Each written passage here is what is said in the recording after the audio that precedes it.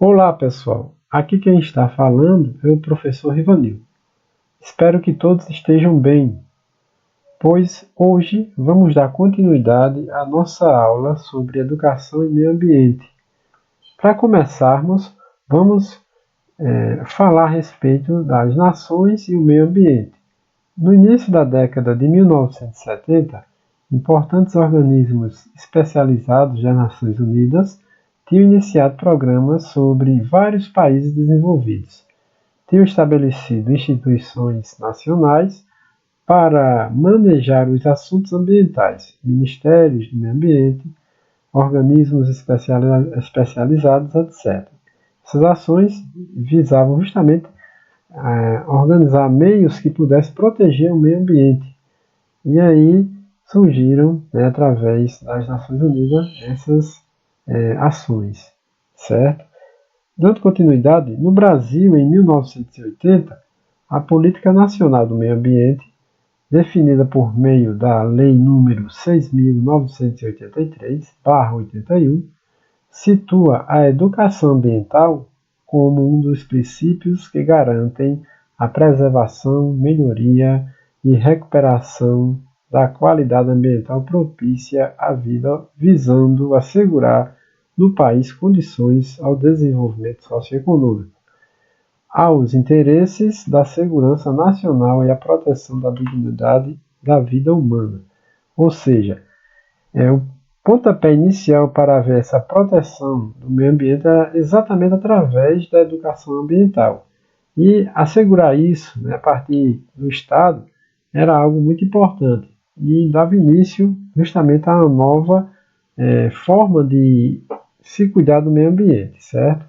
Veja só, Rio 92, realizada no Rio de Janeiro em 1992, e por isso também chamada de Rio 92, a Conferência das Nações Unidas sobre o Ambiente e o Desenvolvimento, ou ainda Cúpula da Terra, foi considerado um dos principais marcos da questão ambiental em termos de políticas internacionais ao longo da história. Essa conferência ela tem uma importância significativa no que diz respeito às questões ambientais, pois a partir dela surgiram diversas vantagens e pontos positivos que asseguravam aí a questão da preservação do meio ambiente. E aí vamos observar alguns desses pontos, através desta nossa abordagem.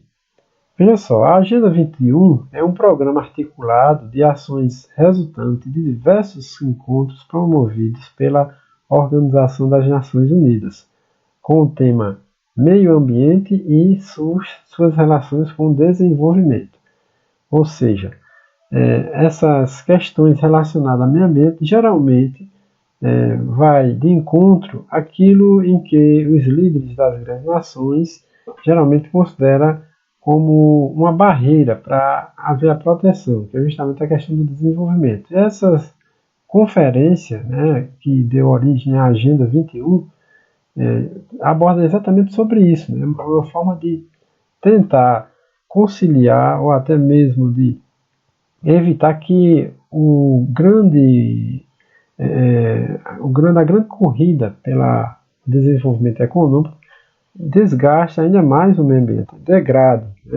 Então veja só, trata-se da medida mais ampla já adotada para tentar executar a tarefa de promover um desenvolvimento sustentável em todo o mundo, ou seja, uma forma de desenvolvimento que vise a extração dos recursos da natureza para garantir o sustento do mundo atual sem prejudicar as gerações futuras.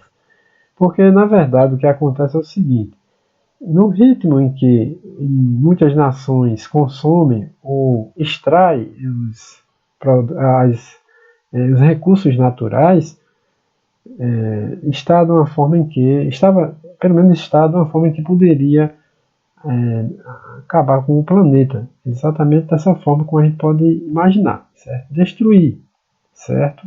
Pois nós podemos observar que quanto mais se consome, mas devido a esse consumo elevado, porque vai também gerar uma maior produção, e a maior produção gera maiores quantidades de extração de recursos naturais, que por sua vez vai degradando o meio ambiente.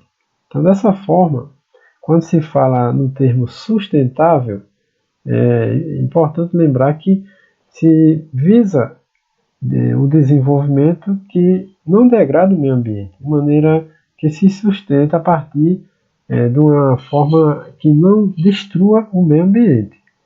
E a Agenda 21 ela tem esse objetivo, tá? Ela busca esse caminho de acordo com os seus princípios aí que foi adotado na conferência da Rio 92. Veja só, esse documento é o resultado de um compromisso das nações para desenvolver suas economias sem prejudicar o meio ambiente, com mais de 2.500 recomendações práticas para executar tal esforço. Veja que as recomendações são várias, né? E todas essas recomendações têm um único objetivo: preservar o meio ambiente, ou pelo menos evitar que ele se degrade ainda mais a partir daquilo que se propõe na Agenda 21. Nesse sentido, cada país deve elaborar, manter e atualizar sua própria Agenda 21 para garantir as bases da sustentabilidade em seus territórios. Veja que cada país ele vai ter esse compromisso, tá? Na verdade, foram cerca de 179 países que assumiram esse compromisso ao redor do mundo para seguir essa Agenda 21.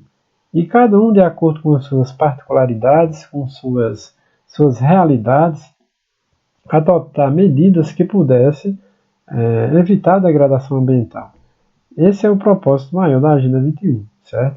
Dentre essas 2.500 recomendações, está aí justamente o objetivo principal: preservar o meio ambiente, certo? E dentro da realidade de cada país. Se fala dentro da realidade de cada país porque tem países que consomem mais e tem países que consomem menos. Consequentemente, aqueles países que consomem mais, ele certamente irá extrair mais recursos naturais do meio ambiente. Por isso que é interessante levar em consideração a realidade de cada país, cada situação, certo? E a partir dessa realidade é que vai se ter se traçar uma forma de evitar que haja uma degradação ambiental, certo? Tem países que não têm uma capacidade de extração tão grande, de consumo tão grande, portanto não será capaz de degradar tanto, né? Mas por outro lado, como estamos todos no mesmo planeta, e aquele país que não degrada tanto, certamente será afetado por aqueles que degradam mais. Então, por isso deve pensar de maneira coletiva, de uma forma conjunta, para que a preservação realmente aconteça de fato, certo? Então veja só, no caso do nosso país, fala-se da Agenda 21 brasileira, que objetiva ratificar e especificar os compromissos assinados durante as conferências internacionais realizadas pela ONU. Ela foi elaborada entre os anos de 1996 e 2002 e implementada a partir de 2003, certo? Então, foram vários anos para se chegar a um consenso, a uma forma de evitar que a degradação pudesse se alastrar mais. E aí, a partir dessa Agenda 21, no caso a Agenda 21 brasileira, que foi implementada a partir de 2003, pode-se perceber que há um compromisso do Estado, né, que está aí documentado a partir da Agenda 21, em preservar o meio ambiente, assim como de outros países, né, que também fazem parte desta agenda. O seu desenvolvimento, então, partiu dos seguintes princípios. Olha só, isso aqui refere-se apenas ao desenvolvimento da Agenda 21 brasileira.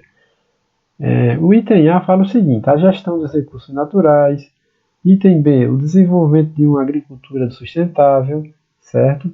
Então, sobretudo essa questão da agricultura, é importante destacar que justamente práticas que são responsáveis por pela ocupação de grandes espaços, né, para haver uma produção maior, certo? Aí se busca sempre mais espaço, e isso, através da Agenda 21, se propõe justamente uma forma sustentável para não degradar tanto o ambiente. No item C fala o seguinte: os incentiva a concepção de cidades sustentáveis, né?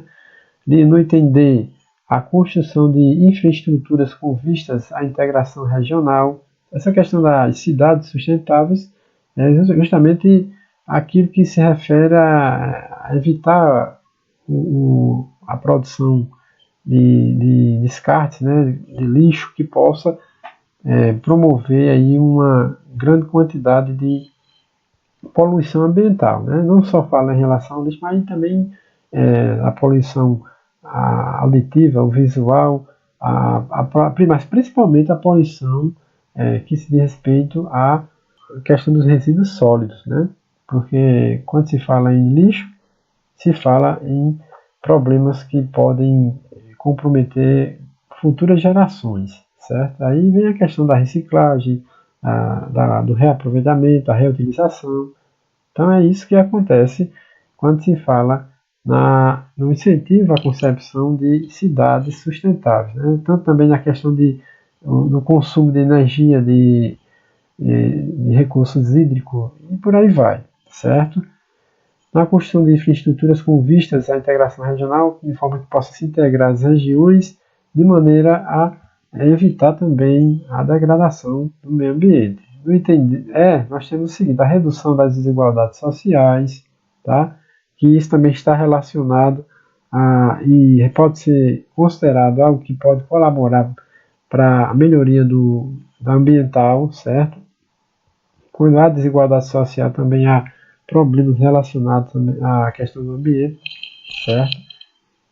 Se levarmos em consideração, por exemplo, a questão do saneamento básico, é um exemplo perfeitamente interessante para se colocar nessa situação, porque em muitas casas, a maioria das casas, a nível nacional, não dispõe de um saneamento básico. E quando acontece isso, o que é que vai haver com o descarte desses resíduos que são produzidos nas residências? Vão parar no meio ambiente, entendeu? Aí vem a letra F: a potencialização da ciência e tecnologia voltadas em prol da sustentabilidade. A questão do apoio à ciência, isso aí é fundamental para que haja mais desenvolvimento em termos de qualidade ambiental, buscando sempre formas que possam promover uma melhoria ambiental, certo? Bem, a partir daqui nós temos a educação ambiental no Brasil. Veja só, o Ministério da Educação, o MEC, o Ministério do Meio Ambiente, o MMA, e o Instituto Brasileiro de Meio Ambiente e dos Recursos Naturais Renováveis, o IBAMA, desenvolvem diversas ações para consolidar a educação ambiental no Brasil. No MEC, são aprovados os novos parâmetros curriculares que incluem a educação ambiental como tema transversal em todas as disciplinas, certo? Então veja só que a partir dos parâmetros curriculares podemos perceber que há uma questão voltada para a educação, né, em termos de meio ambiente, para que preparem as futuras gerações para cuidar do meio ambiente, né? Tenham uma consciência ambiental formada a partir daquilo que se passa logo na escola, ok? Em 2000, a educação ambiental integra pela primeira vez o plano plurianual, no caso aí que vai de 2000 a 2003, agora na dimensão de um programa, identificado como 0052, Educação Ambiental e institucionalmente vinculada ao Ministério do Meio Ambiente, certo? Tudo ações voltadas para a educação, certo? Veja só, no Brasil, a obrigatoriedade de promover a educação ambiental em todos os níveis de ensino inicia-se com a Constituição Federal de 1988, capítulo 6, artigo 225, parágrafo 1, inciso 6º, seguida da inclusão do tema meio ambiente nos parâmetros curriculares nacionais do MEC, o PCN. Então, veja só, consolidando-se como política pública com a Lei nº 9.795, de 27 de abril de 1999, regulamentada em 2002. Veja que são vários mecanismos jurídicos aí que asseguram essa questão da proteção ambiental e da própria educação ambiental no que diz respeito à formação das futuras gerações, certo? Então isso aí está amparado por vários documentos, por vários documentos que já vêm sendo mostrados aí ao longo da história do Brasil, desde 1988 com a Constituição Federal, certo? Então, ao longo desses anos, podemos perceber que há uma preocupação com o meio ambiente para que se forme pessoas capazes de preservar o meio ambiente logo a partir das suas primeiros anos de estudo. Tá? A educação ambiental e a prática docente. Os PCN apresentam o meio ambiente como um tema transversal, trazendo à discussão a respeito da relação entre os problemas ambientais e os fatores econômicos, políticos, sociais e históricos, que causam conflitos ambientais. Estes nos conduzem à reflexão e discussão sobre as responsabilidades humanas, individuais e coletivas, voltadas ao bem-estar social, à qualidade de vida, à sustentabilidade, na perspectiva de minimizar ou reverter a crise socioambiental planetária, certo? Quando se fala em meio ambiente, não se está apenas se referindo a um indivíduo, a uma pessoa, mas ao coletivo também, principalmente, sobretudo ao coletivo. E dessa forma se pensa a nível não local, mas também a nível nacional e a nível mundial, certo? É algo que tem que se sempre levar em consideração. Conforme as orientações do PCN, Brasil MEC 2001, é necessário que a concepção de ambiente seja abordada em sua totalidade, considerando a interdependência sistêmica entre o meio natural e o construído, no caso urbano, o socioeconômico e o cultural, o físico e o espiritual, sob o enfoque da sustentabilidade. Ou seja, levando em consideração sempre essa dualidade entre natural e o não natural, o cultural e o econômico, o físico e o espiritual, e lembrando que isso pensando de forma sustentável, certo? Para que realmente se possa formar a pessoa capaz de compreender a importância da preservação do meio ambiente. Como sugerido nos PCNs, em Ação Meio Ambiente na Escola, Brasil MEC 2001, é fundamental que a educação ambiental assegure o conhecimento de todos os conteúdos, ou de conteúdos relacionados à problemática ambiental. Isso é um compromisso justamente da escola, em oferecer esses conhecimentos para que aquela criança, aquele aluno, aquele docente, certo? Aquele discente, na verdade, possa compreender a importância de preservar o meio ambiente. O domínio de procedimentos que favoreçam a pesquisa de temas complexos e abrangentes em diferentes fontes de informação. Ainda além disso daí, pode-se destacar o desenvolvimento de uma atitude de disponibilidade para a aprendizagem e para a atualização constante.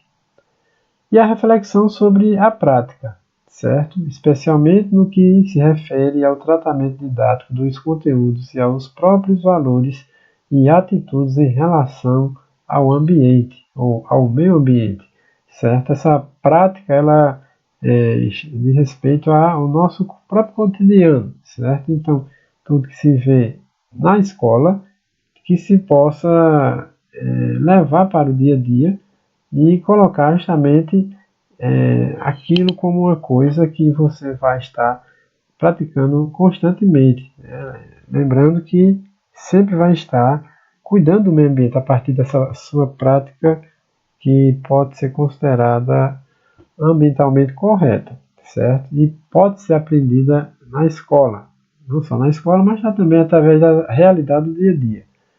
Então, veja só, de acordo com os parâmetros curriculares nacionais, meio ambiente e saúde, os conteúdos de meio ambiente serão integrados ao currículo através da transversalidade, pois serão tratados nas diversas áreas de conhecimento, de modo a impregnar toda a prática educativa e, ao mesmo tempo, criar uma visão global e abrangente da questão ambiental. Aquilo que eu falei agora há pouco, certo? Quando se fala em meio ambiente, não se refere apenas a algo local, a algo restrito, regional, mas a algo bem mais amplo, certo? A nível de nação, a nível de continente, a nível de mundo. E aí, como se pode lembrar sempre, todos estamos aqui neste mesmo planeta chamado Terra, certo? E todos temos a responsabilidade e o dever de cuidar. Então, a questão ambiental na escola é apresentada como alternativa interdisciplinar. Nesse sentido, os PCN estabelecem temas geradores que podem ser trabalhados, apresentando aos professores sugestões para guiar o trabalho, promovendo assim o senso crítico necessário para uma transformação da realidade e enfrentamento da crise ambiental, certo? É muito interessante essa questão da interdisciplinaridade, pois se trabalha, né, em várias áreas de conhecimento a respeito desse mesmo tema. E aí não fica limitado apenas, por exemplo, a biologia ou a ciências ou geografia, mas é algo que se tem presente em todas as áreas de conhecimento. A escola é vista como um lugar capaz de educar, transmitir normas e valores aos estudantes, mas também tem a responsabilidade de contribuir no crescimento social e pessoal dos mesmos, bem como formar cidadãos reflexivos e responsáveis, segundo Gonçalves, 2000. Então, é importante sempre lembrar dessa característica em que se leva em consideração a escola como aquele ambiente onde se vai estar formando a pessoa para a vida, certo? E formar cidadãos reflexivos é justamente trabalhar nessas crianças, nesses alunos, de forma que ele possa compreender a importância do meio ambiente, né? Sobretudo quando se fala na questão ambiental. E aí é interessante que se associe à realidade de cada um tudo aquilo que está acontecendo atualmente na nível de mundo, até a nível nacional e local, certo? Pois a partir da realidade de cada um se entende melhor quais são os problemas que o planeta está passando e por que ele está passando por isso. E aí a escola tem esse importante papel através de professor para mostrar como evitar que piore e, sobretudo, para mostrar como preservar, como cuidar, certo? Porque todos temos essa função, esse dever de cuidar do planeta. Observamos que o aprendizado descontextualizado, fragmentado, sem correlações com as diversas áreas do saber, e estas desconectadas com o ambiente físico concreto, diminui nos educandos o sentimento de pertencimento, acarretando um distanciamento entre os problemas ambientais globais e os locais. Então, veja só, aquilo que se fala em relação à aprendizado descontextualizada ou fragmentada é justamente aquilo que se fala quando se tem, por exemplo, o estudo de português separado de matemática, ou separado de geografia, ou separado de história. Na verdade, todos estão interligados. E aí, a função de professores, né, dos professores, nesse sentido, é justamente mostrar, através da interdisciplinaridade, trabalhando muitas vezes projetos, que tudo isso pode ser encontrado, né? Ou seja, todas as áreas de conhecimento podem ser encontradas em um determinado tema, certo? E a partir daquele tema, pode-se abordar os problemas que estão relacionados, como, por exemplo, ao meio ambiente. Então, falando em trabalhar em interdisciplinaridade, é justamente isso, né? Mostrar que o conhecimento ele não é fragmentado, ele é um só. Né? E enquanto estamos na escola, geralmente temos a aprendizado de forma separada de cada um desses conhecimentos, mas no final das contas, eles são todos interligados. Né? Então, de acordo com Medeiros e Bellini, 1997, é isso que acontece quando estamos trabalhando, né, a questão dos conhecimentos na escola. Né? Procurar evitar a fragmentação, né? Procurando mostrar que todos os conhecimentos eles estão relacionados, certo? Veja só, a escola pode ser um dos locais apropriados e o corpo docente e demais componentes da instituição podem funcionar como propulsores dessas ações. No entanto, o corpo docente, aliás, o corpo discente, precisa estar receptivo a essa interação, para que, efetivamente, esta transformação ocorra e alcance a sociedade e o ambiente que o cerca. Então, só é possível realmente alcançar a esses discentes, aos alunos, né, se eles estiverem realmente abertos para isto, para poder compreender e levar para a sua realidade, né, o ambiente que o cerca, a partir daquilo que se vê na escola. E quando se trabalha meio ambiente, nada melhor do que realmente partir justamente da realidade de cada um, certo? Na verdade, todas as áreas de conhecimento, quando você tem exemplos do cotidiano, tudo se torna mais fácil. A partir do momento que você trabalha ali determinado tema, determinado assunto em sala de aula. Veja só, Lago, 1996, indica 3 dimensões fundamentais na formação do educador, certo? Aí aqui a gente vai partir justamente daquilo que se diz respeito à formação do educador, quando se trata principalmente no trabalho em relação ao meio ambiente. A primeira dimensão destacada aqui é a seguinte: a dimensão relacionada à natureza dos conhecimentos presentes nos diferentes programas de formação. Então, existem vários programas de formação, e aí, quando se fala em meio ambiente, né, existe essa questão de relacionar a natureza a esses programas de formação, para que o docente, né, tenha realmente aquilo bem claro em mente, quando se vai trabalhar em sala de aula esses assuntos, certo? Então essa é a primeira dimensão. A segunda diz respeito ao seguinte: a dimensão relacionada aos valores éticos e estéticos que vêm sendo veiculados pelos mesmos, certo? Analisar realmente o que é certo, o que é errado, tá? Observar se aquilo faz parte realmente da realidade de cada situação. Então, tudo isso diz respeito aos valores éticos e estéticos, tá? Principalmente quando se fala em ética, né, nós podemos relacionar isso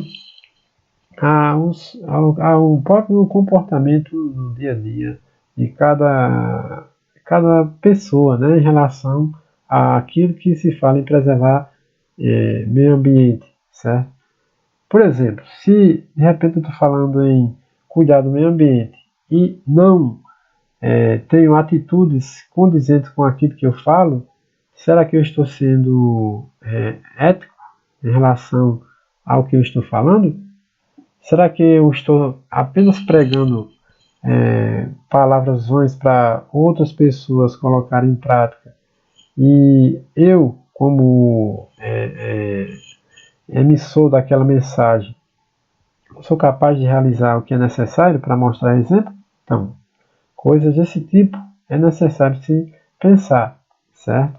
Então, essa é uma das dimensões. A segunda, no caso. A terceira é o tratamento dado às possibilidades de participação política do indivíduo, tendo como meta a formação de cidadãos e a construção de uma sociedade democrática, certo? A sociedade em que todos tenham o direito de participar, dando sua opinião, colaborando de uma forma ou de outra para que o meio ambiente possa melhorar, certo? Pardo, 2006, corrobora esta ideia ao defender que o desafio de todas as áreas do conhecimento é atuar como mediadoras e esclarecedoras para despertar a sociedade, por meio da prática educativa, a sensibilização para a preservação da natureza e sua utilização com responsabilidade. Certo, muito bem. Então é isso que acontece e a escola ela realmente ela tem esse papel, né?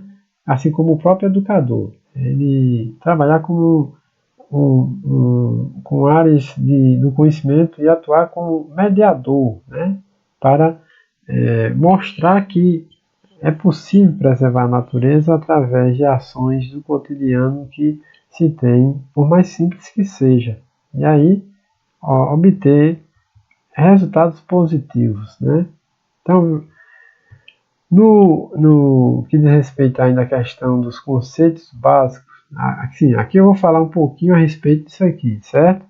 Nós falamos até agora a respeito da educação ambiental e a prática docente. Aqui eu vou dar um destaque, uma ênfase maior nessa questão que eu vou começar a abordar aqui. São apenas 3 slides, mas que são muito importantes para todos terem um conhecimento de como trabalhar e por que trabalhar em projetos, né? Então, eu vou passar alguns conceitos básicos sobre o trabalho com projetos, pois o trabalho que será realizado com base nessa segunda aula que vocês estão vendo aqui no momento, é exatamente um projeto, certo? Que será melhor especificado numa situação à parte. Mas por hora eu estarei aqui apenas colocando os conceitos básicos. Então veja só, a função do projeto é favorecer a criação de estratégias de organização dos conhecimentos escolares. Trabalhar com projetos implica para o professor refletir a sua prática pedagógica. A avaliação em propostas como essa tem um sentido significativo. Não é só uma avaliação dos alunos. É interessante sempre levar isso em consideração. Quando se trabalha com projetos, não é apenas para atribuir um conceito, uma nota ao aluno, mas para que ele possa, a partir daquele trabalho, entender de forma mais profunda o conteúdo, o tema que está sendo estudado. E nada melhor que o trabalho com o projeto, né? Porque aí ele vai desenvolver a pesquisa, ele vai desenvolver as formas como trabalhar aquele assunto, e tudo isso faz com que o conteúdo, né, o assunto, vá fixando melhor em mente, certo? E certamente se aprende também com a própria prática, que ele vai estar desenvolvendo aquela organização daquele trabalho a partir do que ele pesquisou, certo? Então, é muito interessante. Um projeto gera situações problemáticas, ao mesmo tempo reais e diversificadas. Possibilita, assim, que os educandos, ao decidirem, opinarem, debaterem, construam sua autonomia e o seu compromisso com o social. Segundo Lúcia, 1998. Então, o trabalho com projeto ele envolve muito mais do que a aquisição de certos conhecimentos. Vai estar trabalhando a própria questão da autonomia, né, da forma de que decidir sobre uma coisa ou a outra, de dar opinião, de debater. E isso acontece de maneira que vai se construir determinado projeto em grupo. Então, o grupo ele vai resolver de que forma vai trabalhar aquele conteúdo, aquele assunto. E aí vem a opinião de cada um, e na opinião de cada um se constrói um conhecimento referente àquilo que se deseja trabalhar no projeto, né, a respeito daquele conteúdo, certo? Então, trabalhar com projetos é levar em consideração o que as crianças questionam diariamente, o que pensam e de que modo constroem seus processos de aprendizagem. Através da problematização e trabalho com projetos, o aluno passa a ser coautor de sua aprendizagem, decide e compromete-se com a mesma, assume responsabilidades e, sendo agente do seu saber, constrói e produz o conhecimento com sentido e utilidade. Então, quando se fala em trabalhar projetos com crianças, isso é ainda mais significativo, certo? Porque a criança ela vai amadurecer a partir daquele trabalho ali, não apenas em cima de um determinado conteúdo que se trabalha, mas também em cima da própria vivência no dia a dia, certo? Adquirindo aí habilidades e conhecimentos que apenas com uma aula ou com as atividades diárias de sala de aula normais não é possível. E o projeto possibilita tudo isso, certo? Por isso a importância de estar trabalhando dessa forma. E por isso que destaca aqui mais uma vez, né, a questão de se trabalhar o projeto, né, projetos, e em cima desses projetos, elaborar formas que possam, mecanismos que possam mostrar para a criança a importância do meio ambiente. Quando a gente vai tratar justamente do meio ambiente, certo? Se você vai associar a educação e meio ambiente, né, trabalhar um projeto, não há nada mais significativo para que a criança possa aprender de forma mais efetiva os conhecimentos necessários que estejam relacionados à preservação da natureza, aos cuidados com o meio ambiente e etc. Certo? Então é isso. Eu finalizo por aqui, certo? Se vocês tiverem dúvidas, tiverem algum questionamento a respeito da aula, podem entrar em contato que eu esclareço, certo? E ainda irei à parte colocar também algumas orientações importantes sobre como organizar esse projeto e qualquer coisa estou à disposição. Obrigado.